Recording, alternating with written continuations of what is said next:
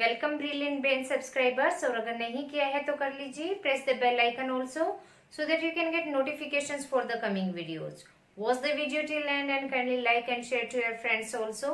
हम कवर कर रहे हैं chapter poverty and challenge, class 9th economics. इससे पहले के वीडियो के अंदर हमने देखा कि पॉवर्टी का सिनेरियो क्या है within the country, within the sections of society, according to occupation and in world scenario we have discussed about poverty. इस वीडियो के अंदर हम क्या कर रहे हैं, रीजंस फॉर पॉवर्टी, कि हमारे कंट्री के अंदर क्या रीजंस रहे जो पॉवर्टी के लिए रिस्पॉन्सिबल है।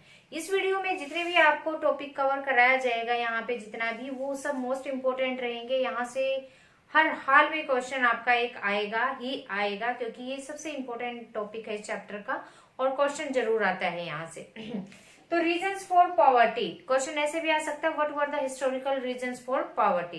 तो सबसे पहले तो क्या था कि ब्रिटिशर्स जो थे उन्होंने हमारे यहाँ पर बेड पॉलिसीज को इम्प्लीमेंट किया था और नो डेवलपमेंट का क्राइटेरिया फॉलो किया। मतलब कि जो भी पॉलिसीज ब्रिटिश राज के अंदर, इंडिया के अंदर इम्प्लीमेंटेशन में दी गई, वो सिर्फ और सिर्फ उनके फायदे के लिए होती थी। हम इंडियंस का उसमें कोई बेनिफिट नहीं होता था। अगर एजुकेशन सिस्टम वो लेके आए तो इसमें भी उनका ही बेनिफिट था। कैसे बेनिफिट था कि उनको अपने ऑफिस को चलाने के लिए ऑफिसर्स चाहिए थे जो पढ़े लिखे हो, इंग्लिश लैंग्वेज को जानते हो और वो कुर्सी पर बैठे रहे और काम करते रहे। और वो कब पॉसिबल था, जब इंडिया से ही वो ऐसे एम्प्लॉयज को प्रोड्यूस करते। अगर वहां से लेकर आते इंग्लैंड से तो उनका रहने का खर्चा और ये सब बहुत कुछ, मतलब उनके ऊपर एक्सपेंडिचर बढ़ता था।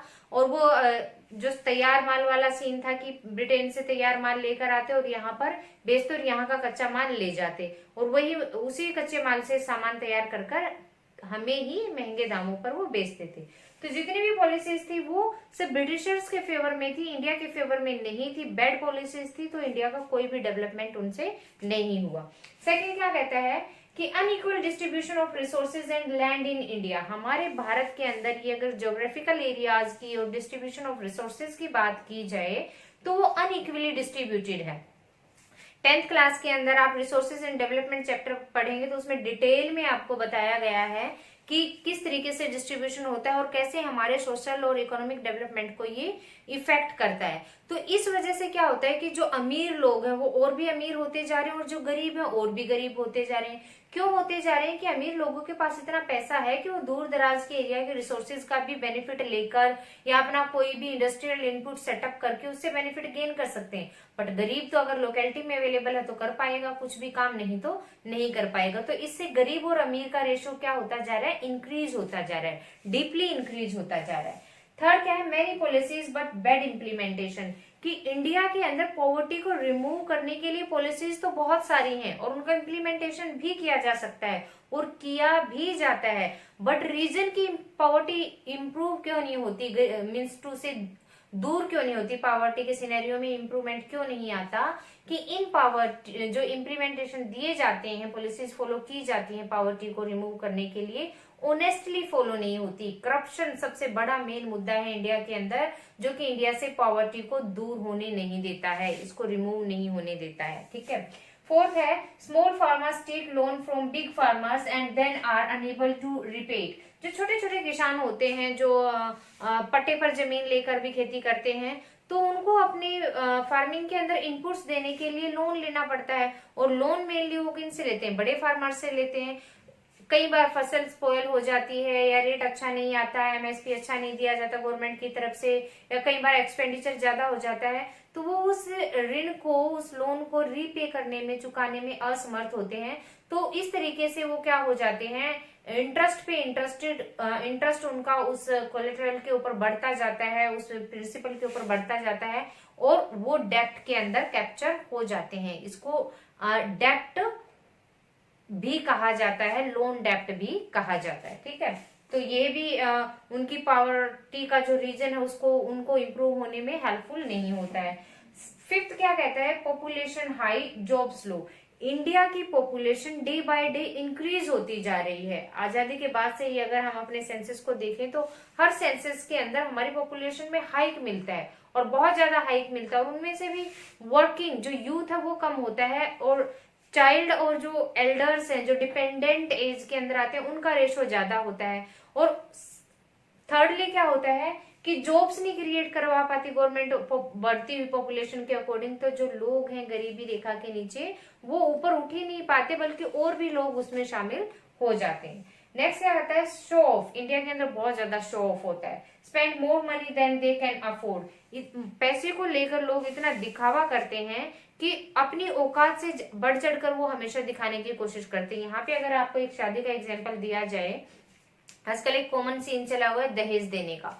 हर कोई, चाहे अमीरों की तो बात अलग ही है कि वो जाने क्या क्या दहेज में अपनी बेटी को देते हैं, बट मिडिल क्लास की अगर बात की जाए तो उनका इतना इकोनॉमिक बैकअप नहीं होता है कि वो बढ़ चढ़कर दे सके। लेकिन फिर भी सोसाइटी में अपना एक स्टेटस बनाए रखने के लिए कि हाँ मैंने भी अपनी बेटी को इतना दिया और ससुराल में उसकी इज्जत बनी रहे, रेपुटेशन बनी रहे, इन सब चीजों के चक्कर में आकर वो हैसियत से ज्यादा देने की कोशिश करते हैं, खाना इतना बनाने की कोशिश करते हैं। अगर शादी की बात की जाए, अगर एक फॉरेन शादी की और इंडियन शादी का कंपैरिजन किया जाए, तो फॉरेन शादी के अंदर क्या होता है कि 40 से 50 मेंबर्स होते हैं, दोनों पार्टीज के रिलेटिव्स ही होते हैं। लेकिन इंडिया के अंदर 40 से 50 तो एंगेजमेंट के टाइम पे ही हो जाते हैं, जो देखने दिखाने वाला सीन होता है उसके अंदर ही। और मैरिज में तो बाराती आप देखते ही हैं इतने ज्यादा आते हैं कि जिनकी दूर तक की जो रिश्तेदारियां होती है वो भी आते हैं। तो ये सब क्या है, फालतू के एक्सपेंडिचर ही है, शो ऑफ ही है।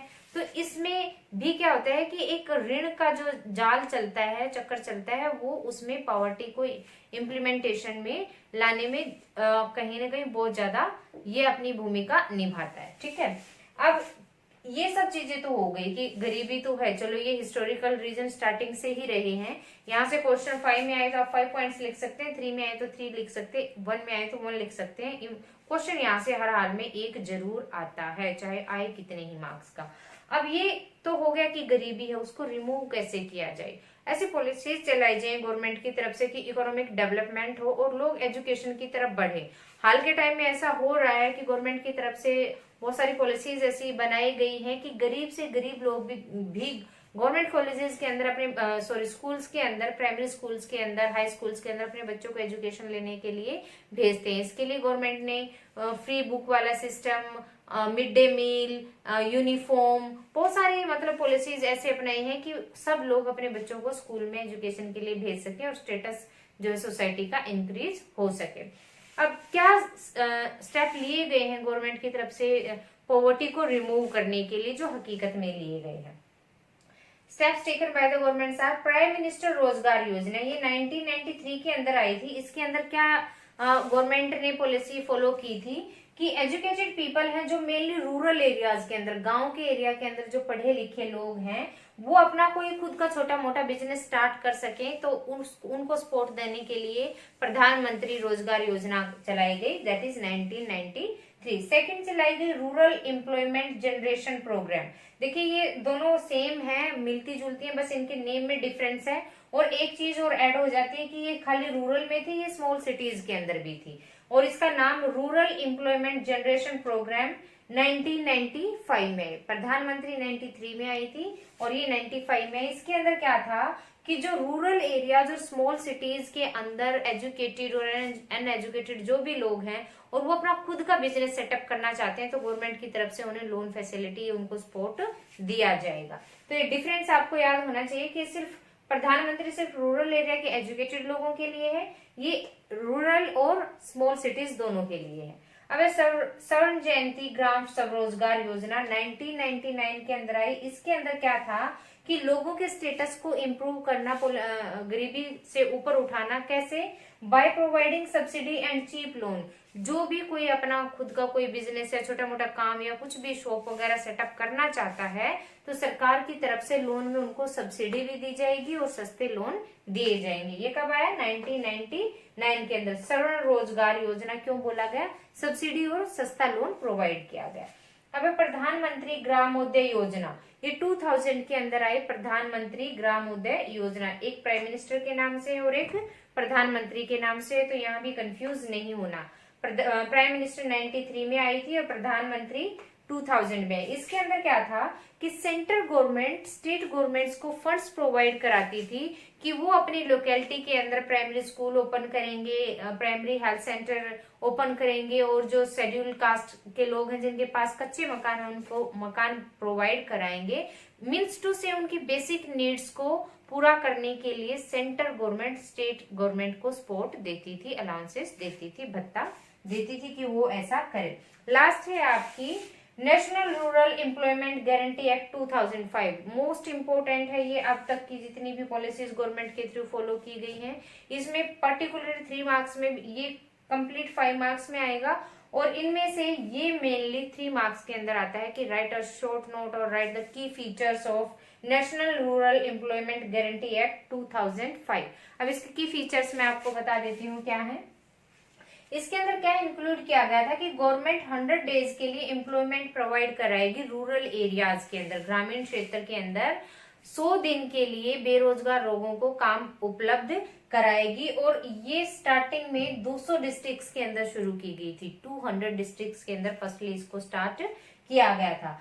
सेकंड इसका की फीचर क्या है कि इसके अंदर इन 100 डेज के जॉब्स में से जितने भी लोगों को जॉब एम्प्लॉयमेंट प्रोवाइड कराना है, 1/3 सीट्स रिजर्व्ड हैं विमेन के लिए। मीन्स टू से औरतों को जितने भी लोगों को रोजगार प्रोवाइड कराया जाना उसका तीसरा हिस्सा दिया ही दिया जाएगा लेडीज को। मान लो 10 लोगों को दिया जाना है तो उनमें से 3 लेडीज ही रहेंगी। और क्या है, now in more than 600 district, और अब ये 600 डिस्ट्रिक्ट्स के अंदर अपना पांव फैला चुकी है, बढ़ चुकी है। पहले कितने में हुई थी, 200 में, और अब कितने में, 600 में।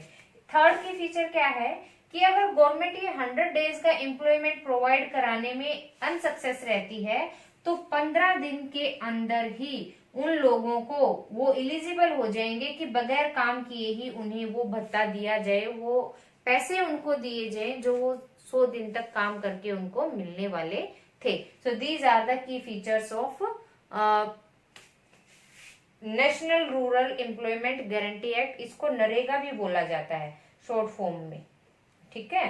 नरेगा 2005 में ये आया था। तो ये इसके साथ ही आपका चैप्टर कंप्लीट हो जाता है।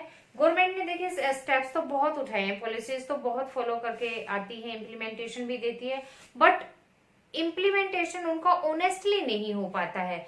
जो पैसे ऊपर से ग्रांट किए जाते हैं नीचे आते आते वो बहुत कम रह जाते हैं। अगर आप 1-2 आर्टिकल्स देखेंगे इसके बारे में, न्यूज़पेपर वगैरह में पढ़ेंगे तो आपको करप्शन के बारे में पता चलेगा कि इस नेता ने इस योजना के अंदर इतना करप्शन किया, अब वो जेल में है। तो ये सब चीजें हैं जिनकी वजह से कंट्री के अंदर से पॉवर्टी रिमूव नहीं हो पा रही है पूरे तरीके से। अदरवाइज ऐसा नहीं है कि इंडिया के अंदर से पॉवर्टी को रिमूव ना किया जा सके। ये इसके साथ ही चैप्टर आपका कंप्लीट हो जाता है। नेक्स्ट वीडियो में नेक्स्ट चैप्टर के साथ फिर मिलते हैं। Till then keep watching.